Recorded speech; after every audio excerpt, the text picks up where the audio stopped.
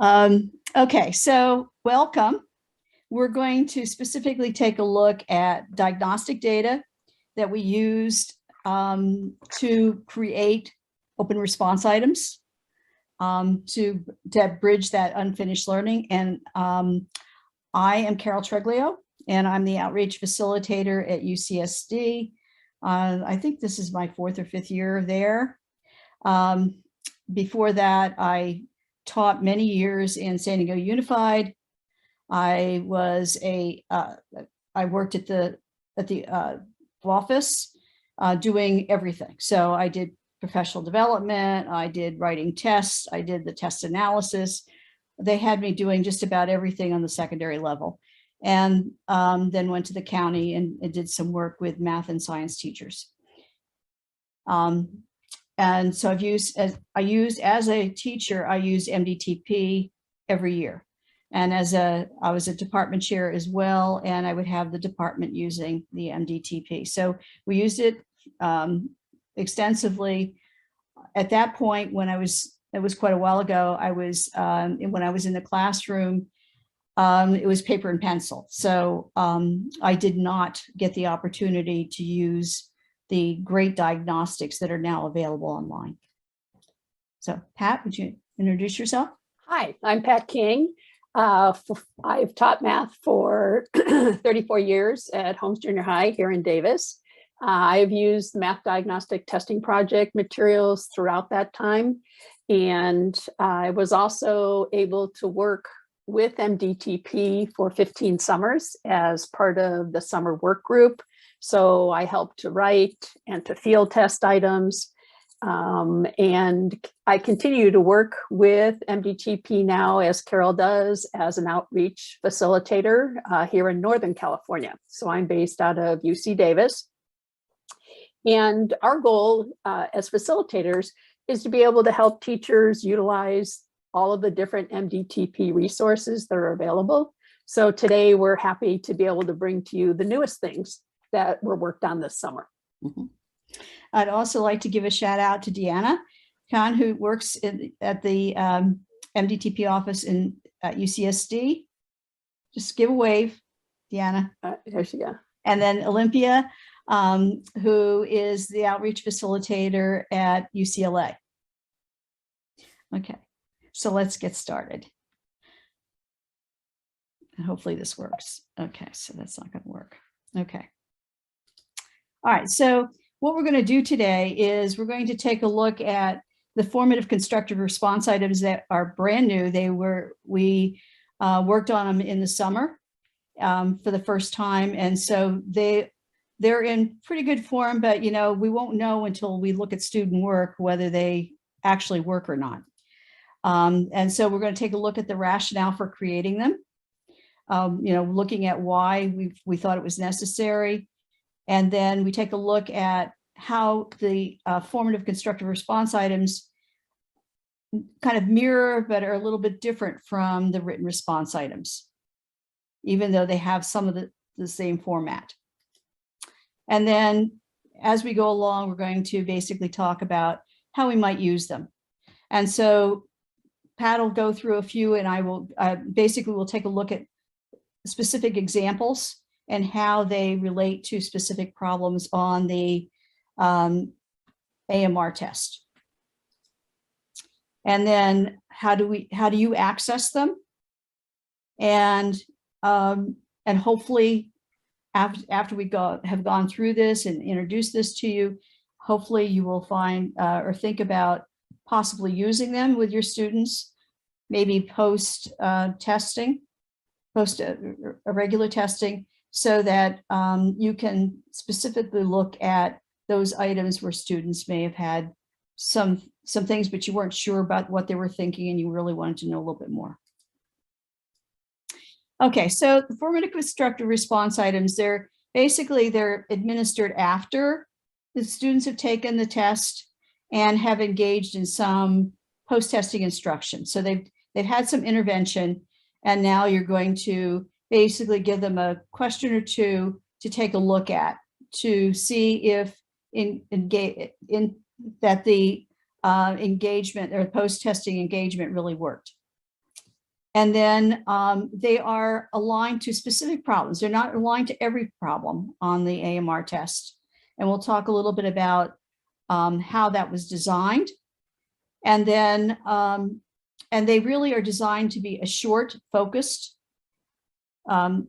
assessment to see if the students have that, if they've mastered it, if they've mastered that particular topic or concept. And for what we're going to look at today, we have written, these items were written this summer for the Algebra Integrated Math 1 readiness test. So the items we're looking at can be used at any level that you would think would be appropriate, but we have connected it to that specific test. Right. And I believe this summer we're going to be working on more. So we may, well, first of all, we'll clean these up as per feedback, and then we are going to work on maybe some of the other tests, maybe the geometry or the second year. So that's to be determined. Yeah, it's in the hopper. We never know, because we do lots of things. Okay, so this is specifically, we looked at a large data set. So we at MDTP, everything is designed via data, taking a look at data in order to inform what we really need to do. And so when we look at this data, this was specifically from a large data set, as I said, and it was for the AMR test. And I believe it was given in the spring last year. So as you know, the results don't look all that great, but remember where we were. Last year, toward the end of the year, students were coming back from online with a variety of things. So I don't know who they were exactly. I'm not sure who this group was, but it was a large data set. So, and it's representative. If you take a look at what's going on here, we take a look at all of the different topics that are tested on the AMR test. It's probably fairly typical unless you have maybe an advanced class. So one of the things, okay, so it's going through fast. Okay, so one of the things is we take a look at this and we can see that as I'm taking a look at this, and I'm seeing that maybe these three functions, fractions, and geometry, maybe there's some needs there. So we don't know, certainly there are going to be some strengths and there are going to be some weaknesses. So we're going to, today, we're going to take a look at function and fraction. When we designed some of these items, we really looked at all of the different topics and had some problems written for each of the topics. But when we're taking a look at this, remember they're very targeted. And so they are addressing misconceptions. So they're not, if it's a gap, this isn't going to do it, but it could be after they've gone through some intervention, perhaps, then this would help also. So today, as I said, we were going to really concentrate on two topics, functions and fractions. And as we take a look at it, we see some strengths, the high bars. So for example, in fractions, number 7, 71% of the students did well in that topic, versus 32, where we only had about 20% or 21%. So one of the things that we're going to take a look at are problems 31 and 32. So yeah, okay. All right, so one of the things that we're going to do is take a look at, and if someone would put this in the chat. I have it ready. Okay, thank you. I'm going to take you to the website. And just as a quick side note, these were the two links that were shared earlier in Kim's talk. Because you are educators and are vetted, you have access to this field test site. We're going to refer to this site several times today, so you might want to bookmark it or keep that tab open so that you could come back to it throughout our talk. Okay, new share. This one. Okay. All right, is everyone seeing that? Yes, you're in the right place. Perfect. Okay, so if we take a look, this is the home page and it has both the FCRIs as well as the written response items. And so the written response items, we've had written response items for many, many years. Actually, written response items, although when I was in the classroom, there were not too many to choose from, but I did use them. And so we do have some that need to be field tested so that they have been vetted, but we need to have classroom work. And we'll take a look at one example there. But specifically, we're going to really focus in on the formative constructive response items. And then so on the home page, we talk about what they are, each one of them. If we go into the first tab here, it talks about specifically what the formative constructive response items are. And actually I talked a little bit about that already. And then we have the components. So these are written very much like the written response items, except they're much more abbreviated and more generic. So they have the prompt, they have the essence statement, and they have a rubric. The rubric is very different because this is formative in nature and not really summative. So we're not really giving a score to these for students. It's really information for us to see where the students are. And again, these are aligned specifically to the AMR test. But as Pat said, they do have, some of these have ideas that certainly could be used in many different levels.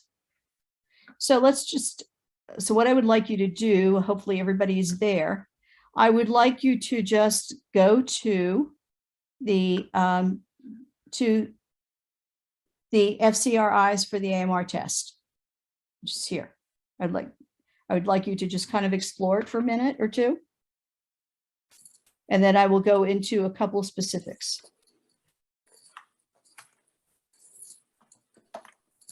So someone time me, please. I will. I've got it ready. While you're doing that, in the process of getting to the launch, I lost my Zoom screen and I don't know how to get back. Okay, so do you have a little Zoom thing at the bottom of your screen? Like a blue icon with a camera on it? Because sometimes it goes to another. Or it might be hidden behind. Right. So just if you hit that, if you see that little blue button and just hit that, that should bring you back. There's not a blue button. Oh, okay. It looks like a camera. Your browser. Your browser.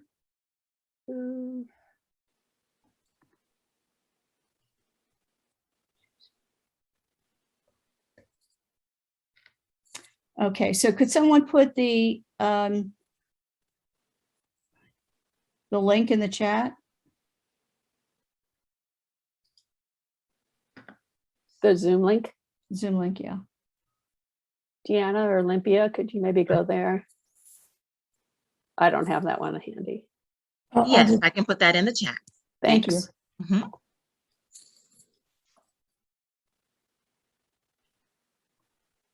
I think I'll have to go out and come back in. Okay. We'll be here. Yeah.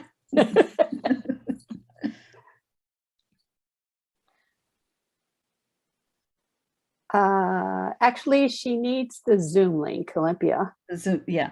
Oh, the Zoom link. Okay. No, I'm just not seeing anything, so I'm out. Well, you're still in because you're talking and we can hear you. Oh, so yeah. still So, you're, so it's hidden behind something. so maybe minimize some of your other windows. Mm-hmm.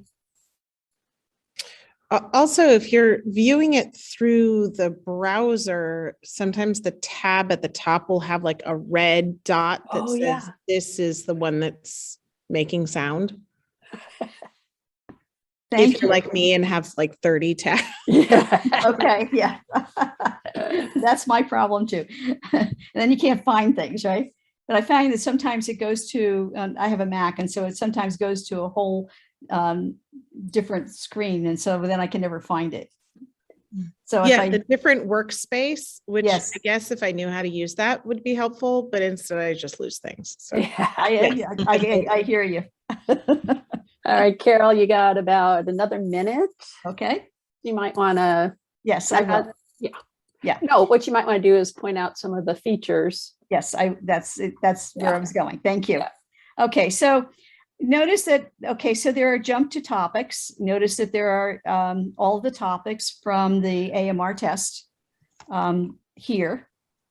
You will notice that not every item has a prompt. So there are a few, for example, in data analysis and probability and statistics. I don't remember how many questions there were, but there were only 2 that we thought should specifically have some prompts to them. And some of them we just ran out of time, to tell you the truth. Notice that there's a lot in decimals and fractions. I know I kind of get stuck in this, and that's why I'm going to be doing some things on fractions, because that's where kids have a lot of problems. Notice that also in data analysis, there was only 1 prompt. Here, there are multiple prompts, except for number 26. In some cases, there are 3. And notice also, as you move from left to right, it is scaffolded. So the one to the left is maybe a little easier, or maybe or maybe not, depending. And there are, in functions, there are, for number 31, there are 4. And again, this is very scaffolded. So we'll take a look at a couple of those. And so you'll notice as you go through, in linear, there are quite a few too. In let's say 36, there are 3 of them. And in 38 also, whereas in 20, there's only 1.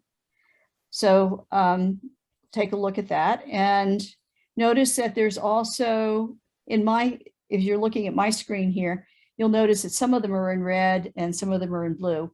The ones in red, I've been doing a lot of accessing, a lot of work with, so that's why mine came up in like a pink or whatever it is, or purple. So right now yes. Okay, Annie, right. There are not FCRIs aligned to anything other than the AMR test. Yes. Yes, you can use them. You can use them. Mm-hmm. Yes. And what we're looking for today is feedback from you as teachers, that if you try these items, you find them interesting and helpful, we would appreciate that feedback. And we're going to talk about that more. So I think if we go on to the items now, right. We hope that feedback from you then will drive our summer work. Right. So if we can go back to the slideshow. Yep, I'm going back there. Point.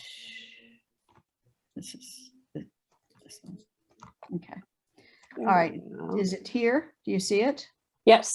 Yep. Okay. So moved on to the next slide. Perfect. Perfect.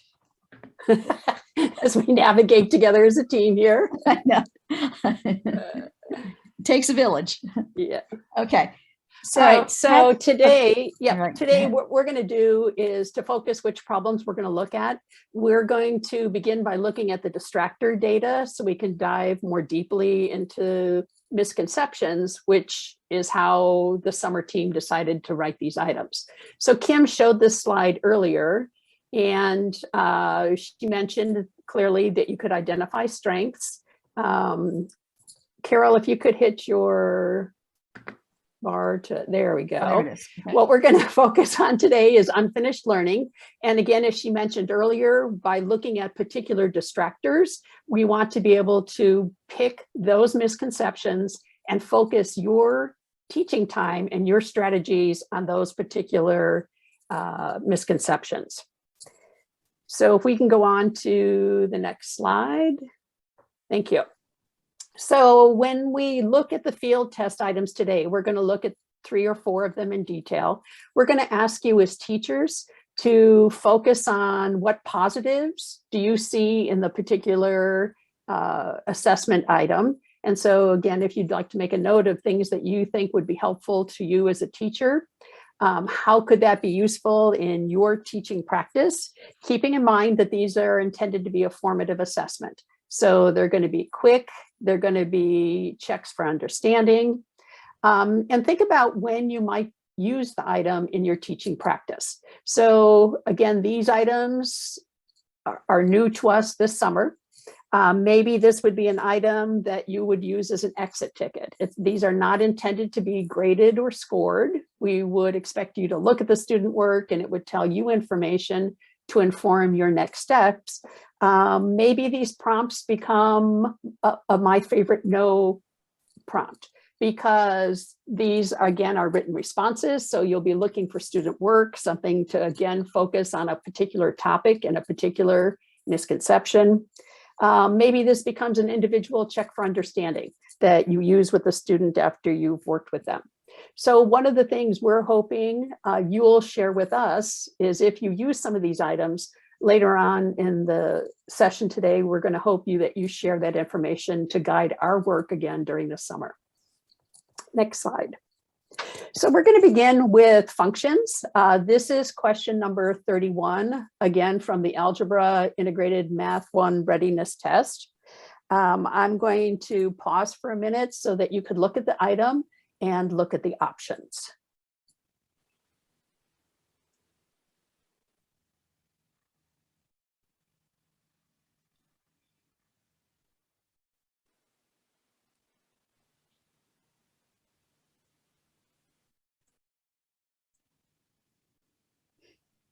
Again, as Carol mentioned earlier, this was a rather large cohort of students.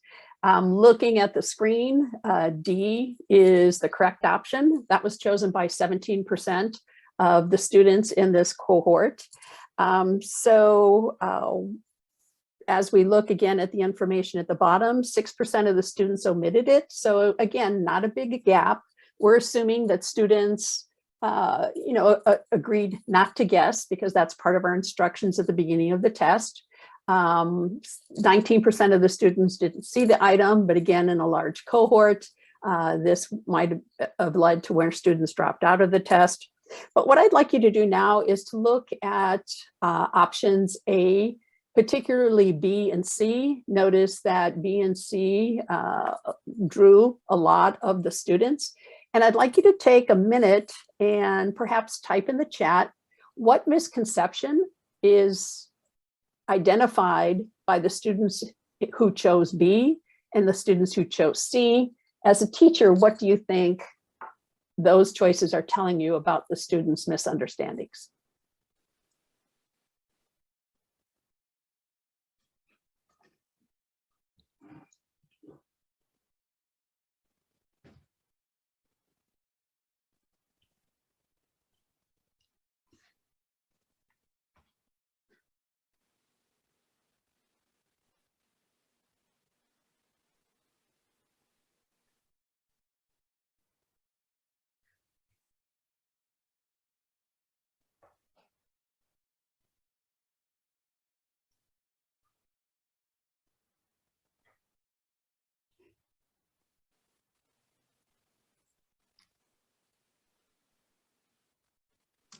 Okay, coming into the chat, we have that C might just be the most familiar line going through the origin. We also have, if they chose C, maybe they understood it was positive slope and just guessed. C also has a positive slope. B also has the same y-intercept. Let's see, C, maybe they saw it as plausible because without checking the y-intercept, moving backwards on the table, or any other way they might check it. Great, thank you. So again, as Kim mentioned earlier, when we write these items during the summer, because we're teachers who have worked with this age level and this group of students, we try to choose options that will inform something to the teacher about the type of thinking that students are doing. Next slide. So with that in mind, our goal this summer was to be able to write items to build student understanding and a way for you to determine that your post-intervention perhaps could quickly identify.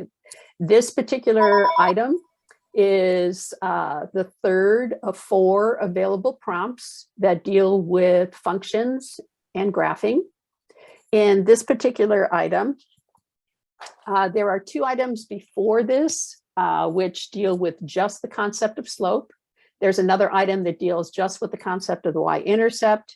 In this particular item, those ideas are blended together here in more of a scaffolded way. What I'd like you to do is to take a minute to have a chance to read through this particular item. And again, think about what positives do you see? Could you see using this particular item with your students? And when it might be helpful for you to use this in support of your students. So I'm going to pause for a minute. And if you'd like to share any ideas in the chat, please feel free to do so.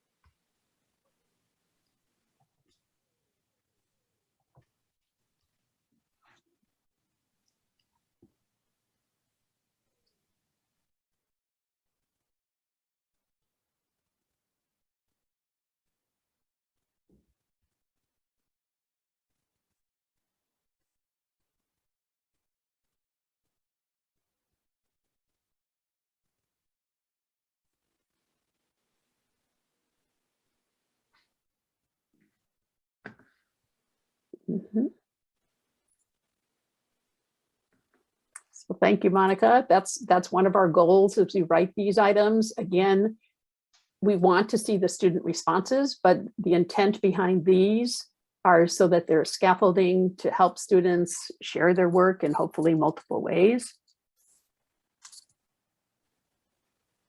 Next screen.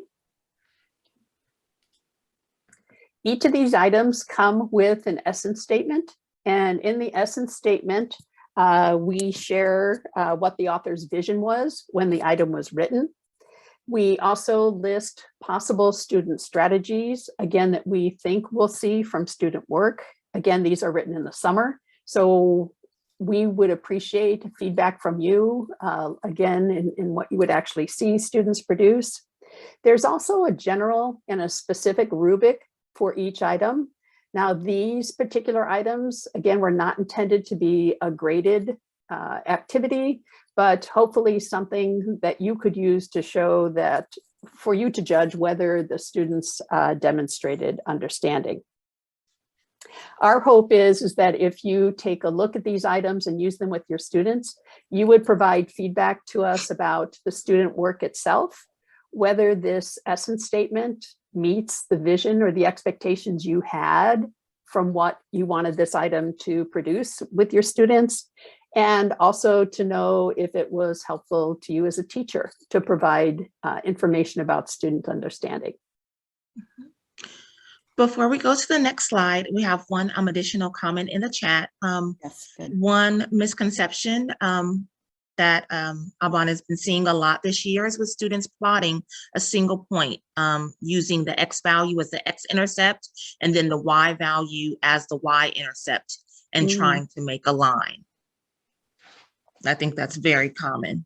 I agree. And in that particular case, you could look at the other 2 items prior to this. And those, again, are much more specific in terms of having students look simply at slope as a separate concept. I should say, just focusing on slope for one item and focusing on y-intercept as a separate item. So for students that you see at that level, that would be a great time to go back and look at those earlier items. Mhm. And just to clarify, are you finding that when you're seeing the T-chart being illustrated in a problem, where they choose that left side and then say, okay, that goes on the x-intercept or on the x-axis, and then that y value goes on the y-axis? And actually, if you'll go Mhm. back one screen, I believe that's why E is part of this item. And that's that exact thing we want to get at is, okay, you've got those points, yeah, you got the slope, you got the y-intercept, but now for E, for your students who are not seeing these as coordinated points, we hope that in E, they will use that table then with the equation. Now, Yes. the test item itself didn't take them to the equation. This pushes that a little bit forward. And that's why we need you to try these with kids, because maybe D is pushing it too far, but we feel like if you took it to E, then you would be addressing that particular misconception in a nice way. But we need to hear that, because that's what we think, but you never know what kids are going to come up with. So that's where your work would be very helpful. All right, let's move ahead. And one more, there we go. And then here's the fourth item in the series. And in this particular item, if you'll think back to what the test question was, there was a table, there were 4 graphs to choose. This particular one is much more a parallel problem to what the test is.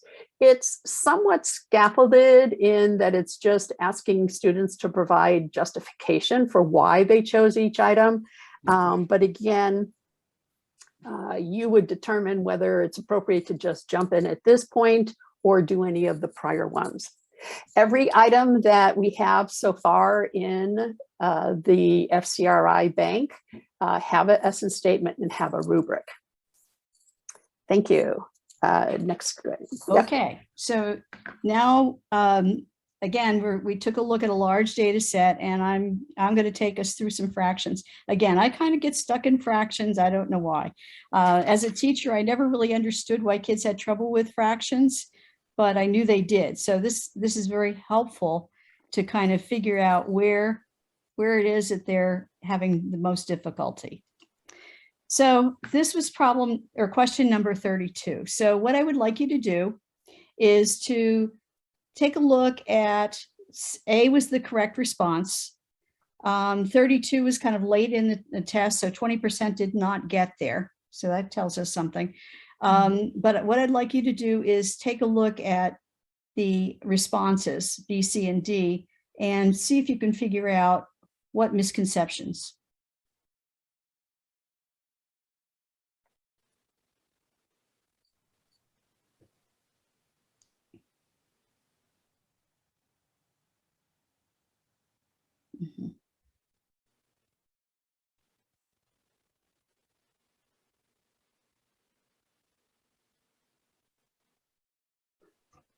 Okay, I see one so far. Yes, they just added the, yes, and B, they just added the numerators and the denominator. So they just added across. And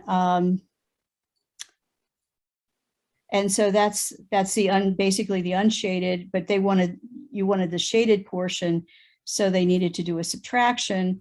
So actually the students in C at least understood that there was a subtraction piece, even though they did the addition of the fractions incorrectly. So to me, the biggest misconception as I'm taking a look at this is the fact that they don't really know how to add fractions.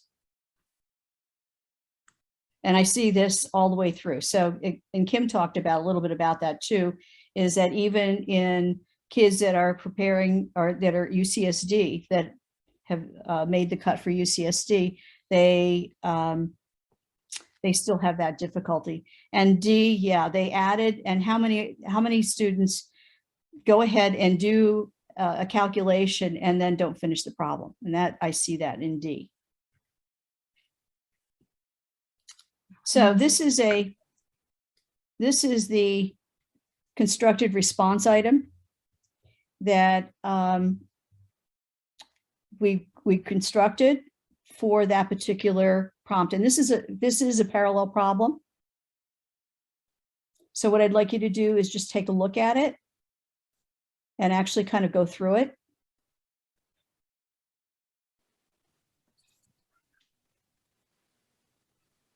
And maybe spend maybe 2 minutes on this.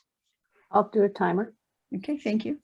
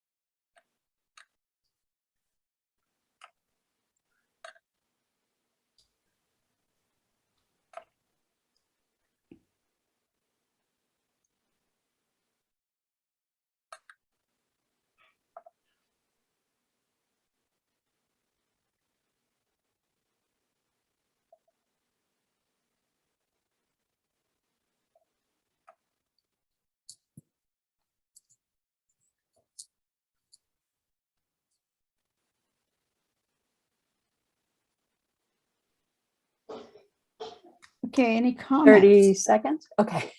Any comments? I'm not seeing any comments in the chat. And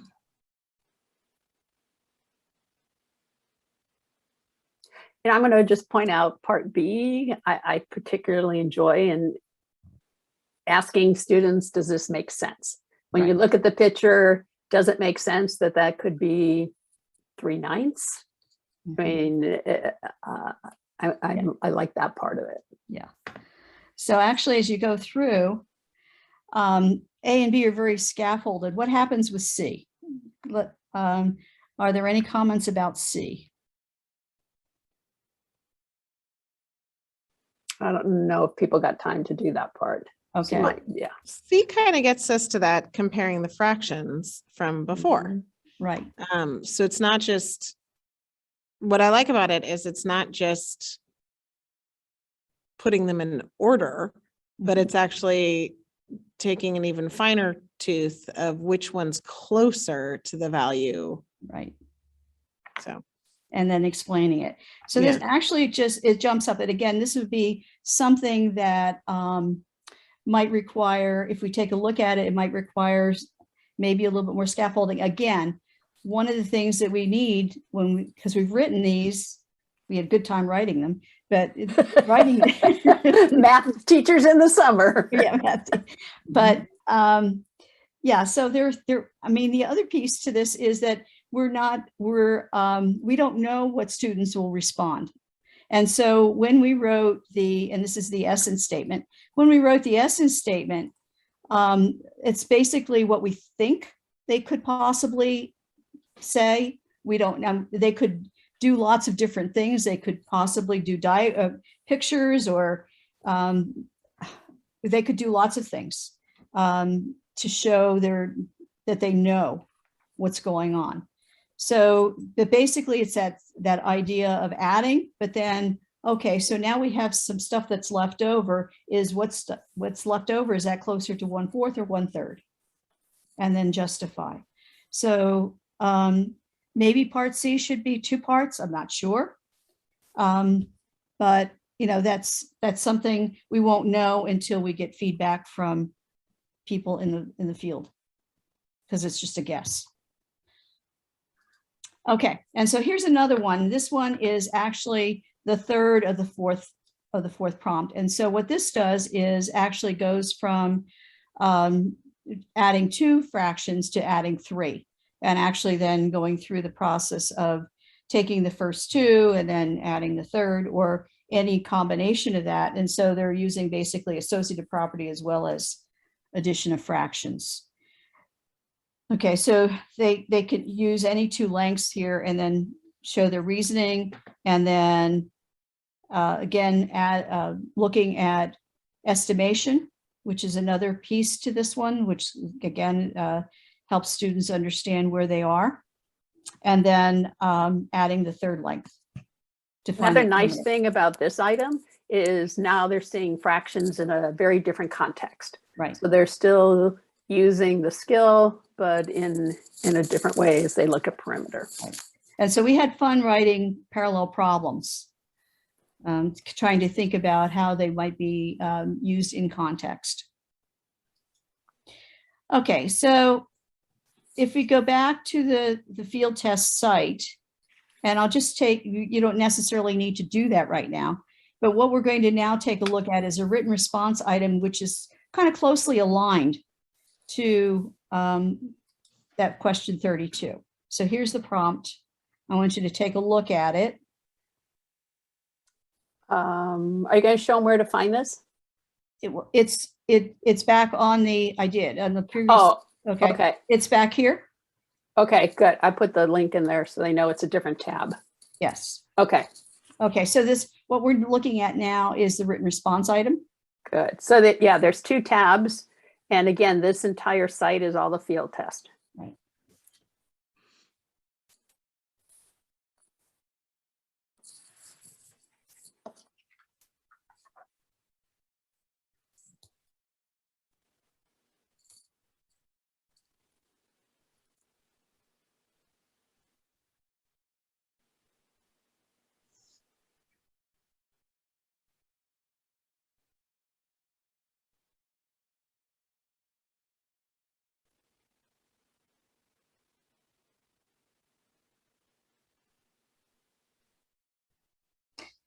Okay, and remember that the difference between the written response item and the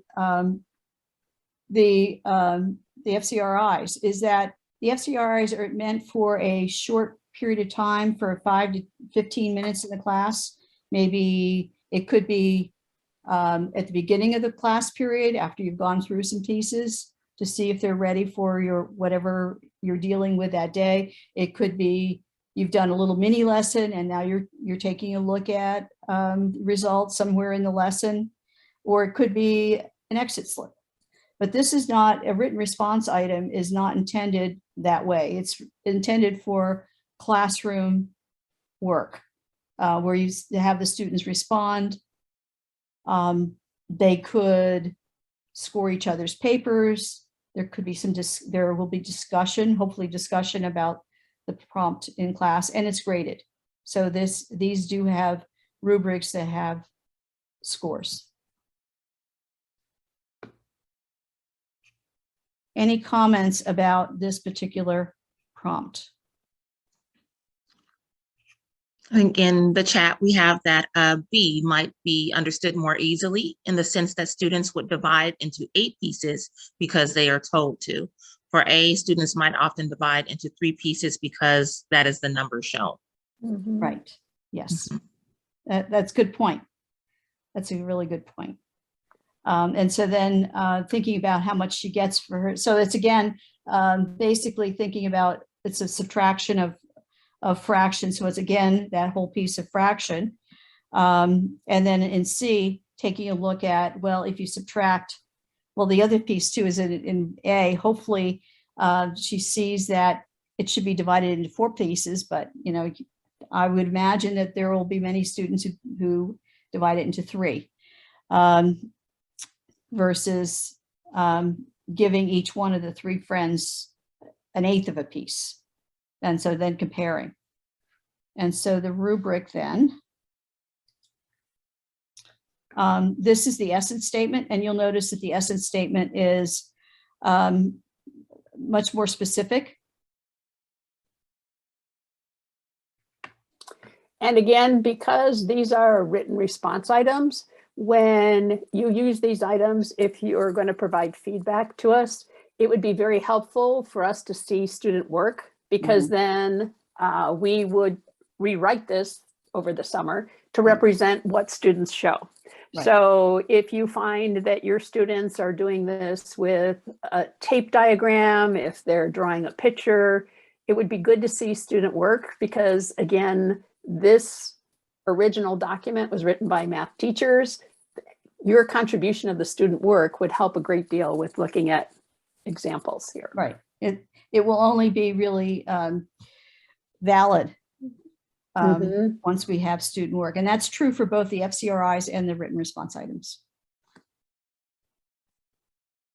Oh, good idea. Okay, so what was the good idea? Oh, sorry. I just looked at the chat. It says part C could be completed by comparing both to a half. See, that would be, that's the kind of cool stuff we need to see Yes, absolutely. when we do the changes. Yeah. Yes. Yeah. I mean, so we're thinking one way, but I mean, certainly, you know, kids always think something out of the box. So you never know how they're going to respond to things. And that's, and we don't know how valid things are until we see student work. So one of the things I mentioned is that if you have students, let's say, scoring each other's paper, they can, if you give them the general scoring rubric ahead of time, and talk about what excellence is, and what it means to be just satisfactory or excellent or partial. So that, because this kind of gets them ready for that whole idea with their SBAC. And so then, and then this specifically has, again, the scoring rubric. All of our written response items are written this way, but again, this is for field testing. And having experienced being part of the field testing, one of the things I think I have found working with MDTP is this rubric page changes based on what we see in your student work. Right. And the other thing we ask you as a teacher is this a fair rubric? You know, does a partial response to parts A, B, C, and D really represent, should that be a score of 1 or 2? So one of the things we ask you to think about as a teacher is, does this rubric match the expectations you would have with your real students? So this is also something we hope you will provide feedback once you have tried these with your students. Right. So with that, we have one of the things that we thought about too, is that, okay, so we have a lot of stuff. We have the items, so that we have the test items. We have the field test items, the FCRIs, that we've written to specific test items, not to all. We have some of the written response items, both for field tests as well as the ones that have already been vetted and are there. We have the modules.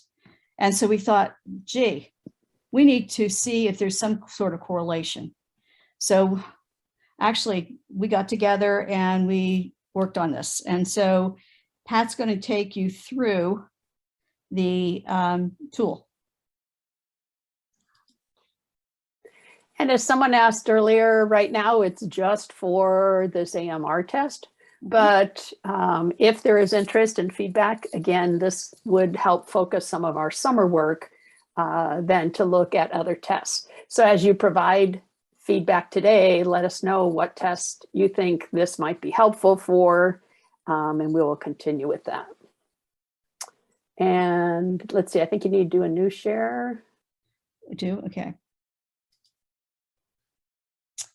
Yep. There we go. And then if you could enlarge it maybe a little bit. I did, let's see. Actually, let's see, I have the tool. I can share that also, maybe. We had some trouble sharing this yesterday, so we'll try. I don't see. You can use the magnifying at the bottom. Okay. Oh, there you go. Thank you. Thanks. Okay, there we go. Okay, Much maybe better. Little. There we go. Okay, so just to introduce you to this particular tool, the question number refers to the item on the test. So again, this is from the AMR test. The topic designation is what we use, again, as a group when we write the items. There is often a lot of heated debate amongst math teachers as to whether this topic Yes, there is are. being Yes. functions or is it graphing.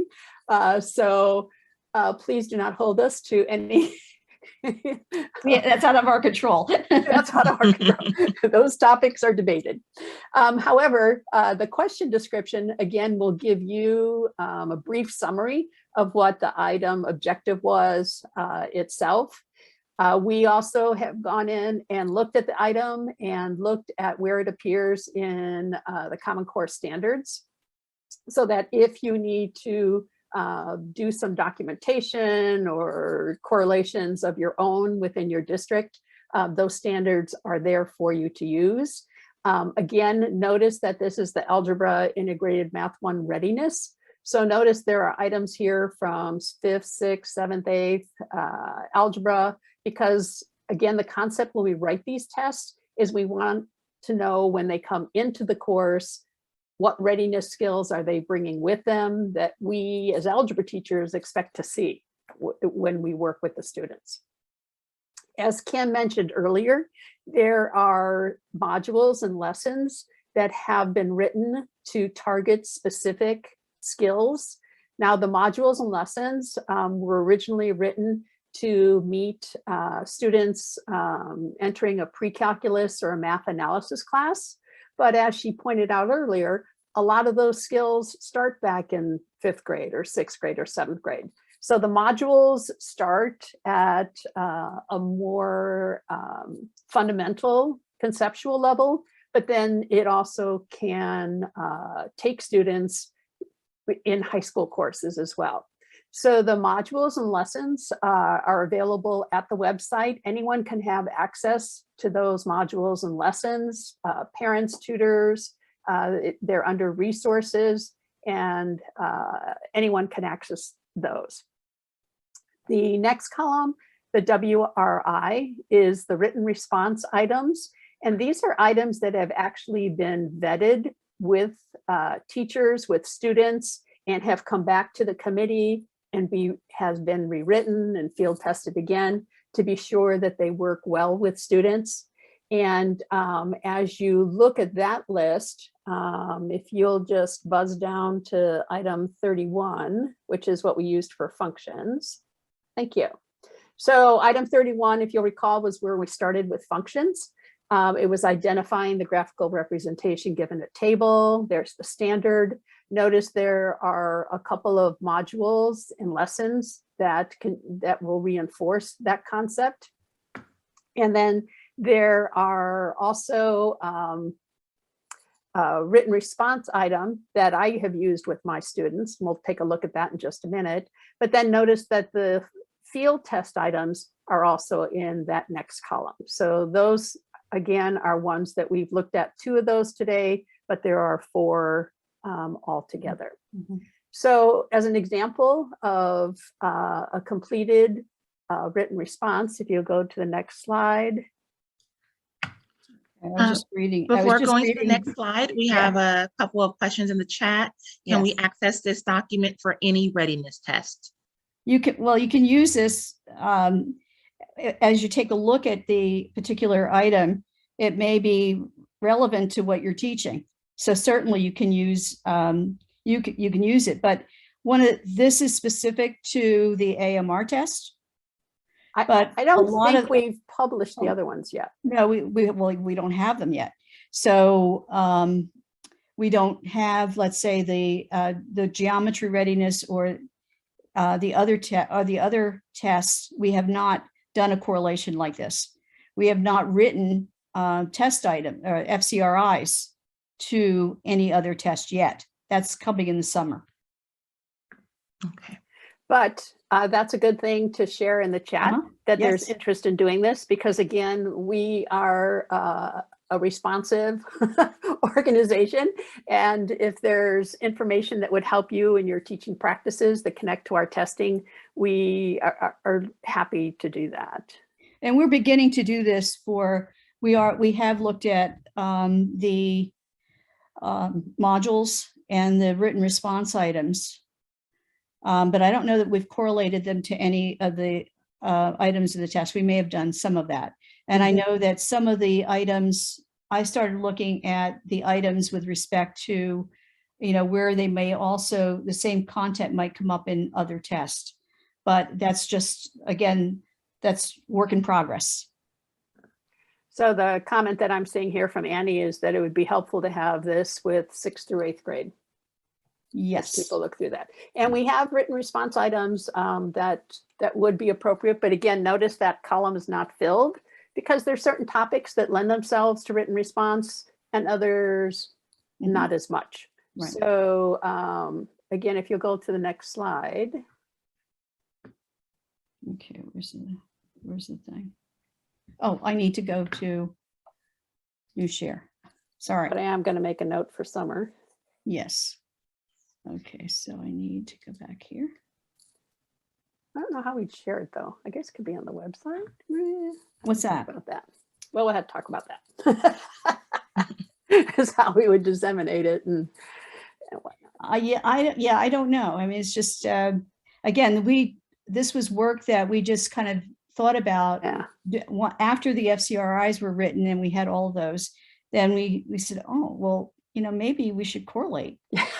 Because we do it internally, but we never thought Right. about sharing it. So Right. It could be multiple tabs in the same spreadsheet. yeah.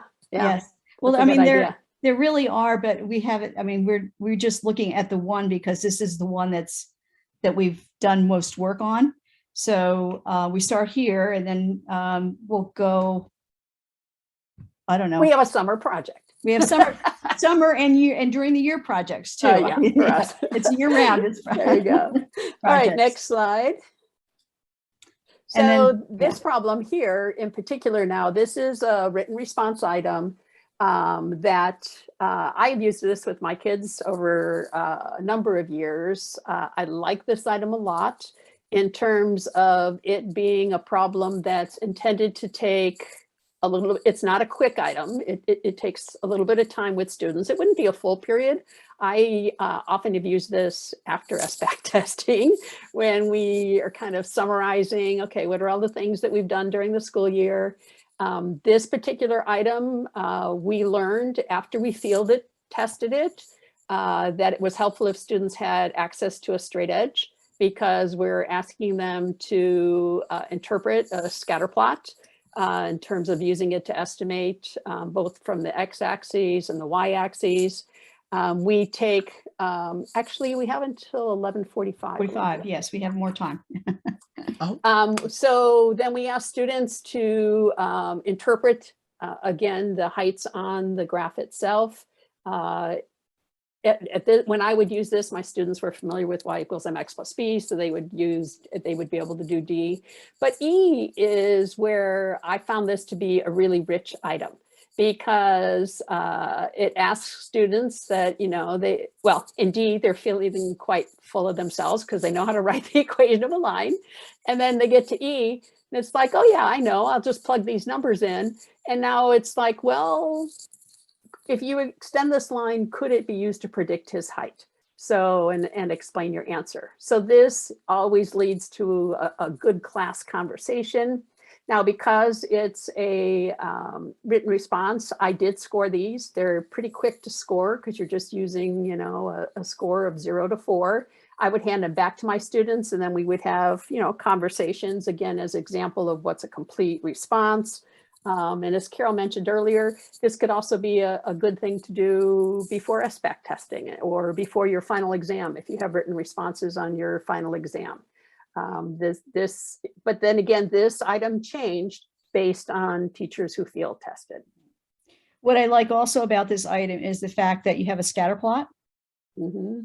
And so that statistical piece that really needs to be embedded in all the courses, which, sometimes it's left out.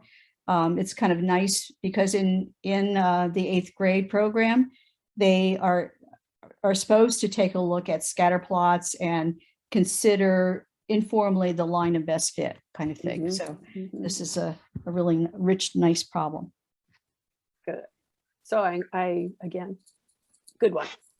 All right, next slide. So as we're nearing the end of our session now, one of the things that we hope you've seen our newest release, if you will, of these FCR items and some written response items that we would hope we could encourage you to field test and provide some information to us. Because this is a field test, we would ask you though to take a look at some of the criteria.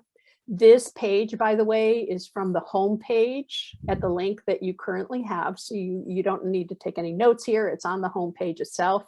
But first of all, we hope that you use this prompt with your students and do not send them home for homework. We want you to be able to observe how the students are actively responding to the prompt itself. We hope you give them enough time to complete the prompt. Again, with the FCRIs, our hope was that it would be a relatively quick item, not be a full class. If it takes students more than 15 minutes, then we need to know that. So please allow students to take time during the field test, but give us that feedback if it took too long, or if it was too short, or if there were certain parts that caused students to question the instructions. We ask that you have their names at the top of the prompt and ask the students to show their work. We do not collect any data on the names of the students. They're simply there as a reference for us as we're going through the papers to say, oh, look at Nina's paper, look at George's paper. So don't let them know that someone will be reading their papers and we need to be able to read their work, but it's not monitored in any way. Before you look at the student papers, again, be sure to read the essence statement and rubrics so that you can tell us whether it met your expectations. Did it meet the vision of what the item said it was going to do? Did the rubric help with you evaluating or judging the student work for the FCRIs? For number 4, if you were going to do a written response item that's field tested, again, those we wrote them with the expectation that they would be scored from a 0 to 4. So if you score them, just write your score on the page, not any comments to students, because we, again, want to be able to read the student work itself. But let us know if the rubric works, both in its level of difficulty as well as its clarity. Then after you have those papers, we would ask that you share them with us, either scan them and return them by email, or if you have paper copies, we would send you a postage paid envelope so that you could mail them to our San Diego office, again, for our summer work. But most importantly, number 6 is an important one, and that's the survey link that is there so that we can get your feedback from the teaching perspective. Was it the right level of difficulty? Was it clear? Again, it's a Google form. We know your time is precious, so it's not lengthy in any way, but we really would appreciate your observations of what's happening there. And our next slide is our contact information. Carol and I are here to help in any way, either with your testing, your data, or with the field testing, again, as facilitators. We hope to help in any way you would like. We can't come to school and make your copies, but we would appreciate Unfortunately, and we can't really come into your classroom and observe how the kids are doing with the test either. So unless we Zoom it. Yes. But anyways, we're here to help. So just feel free to contact us if that would help in any way. All right. And for the last slide, we thank you for your time this morning. There is a link that I'm going to, sorry, I need to just. But before that, let's ask if there are any questions. Oh, So yes. you can unmute yourself and certainly ask us questions and we'll answer if we can. Or find out the information. For sure. There is a comment that John made in the chat regarding the topic progressions that's on the MDTP website, but he definitely prefers this one. that you presented here a lot better. Okay. Okay, there's something else. Okay, and then thank you, Kathleen, for your question as well. We tell kids not to guess on a diagnostic test because omitting gives us information, but should they guess on an assessment test? Remember that the assessment test is graded more heavily. This is really, it's not, it is diagnostic in a way, but it's not, it definitely is something that is used for placement. So they should not guess. Mm-mm. Again, and it's the hard thing, you know, I don't want to put the word graded on it. And that's where our students are. I mean, you have to convince them that this information benefits them to be as honest as they can be about what they know and don't know, especially after these last 2 years. I think it's really important for them to know that this is to help them, it's to benefit them. I think Kim said it earlier, that as transparent as we can possibly be with students, the better the effectiveness of these tests are. So students need to not feel threatened by these.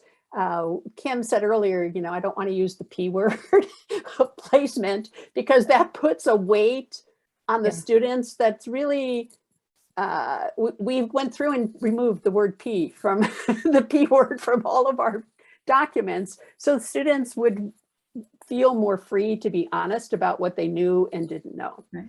Now, the other thing though I'm going to share is that sometimes do you have those students who, if they aren't absolutely positive it's the right answer, will they leave things blank? That happens too. That's where you, when you dive into your item analysis data and you see a student who, you know, got to the end of the test but only answered 19 questions, that's a student I'm going to go back and talk to and say, okay, were you you know, scared about answering these items? And sometimes that's why it's important to look at the data and know more about your students there too. Mm-hmm. Yes, it's really important that you know what they know. The other thing I would like to comment on too with the FCRIs, and I didn't think about this as we were going through it, but when you take a look at the item analysis, when you do that, or the distractor analysis, if you click on any one of the A, B, C, or D, it will not only, it gives you the right answer and a possible way that the kids could have arrived at the answer, but it also tells you who in your class had that misconception. Right. And so you could use the FCRIs really as very targeted to those students. Mm-hmm. Mm-hmm. The FCRIs won't give you that kind of, but yeah. No. All right, so in the chat, I've shared a Google form link so that you could provide some feedback to Carol and I. We will be repeating this session on the 26th. So we're all about revising and perfecting what we do. So there's a short Google form there. And again, as the chat kind of scrolls up, I'll just add it one more time. We would appreciate your information. And then the general session at 11:45, you're just going to return to the same Zoom link. Carol and I are going to be here probably till 11:44. So if you have any other questions, we're happy to hang out for a little bit here. And then we'll go back into the general session. But as Kim said earlier, there's not an agenda. It's just open response time. So thank you all for your time for Thank Saturday morning. Yes. We really appreciate you spending time with us.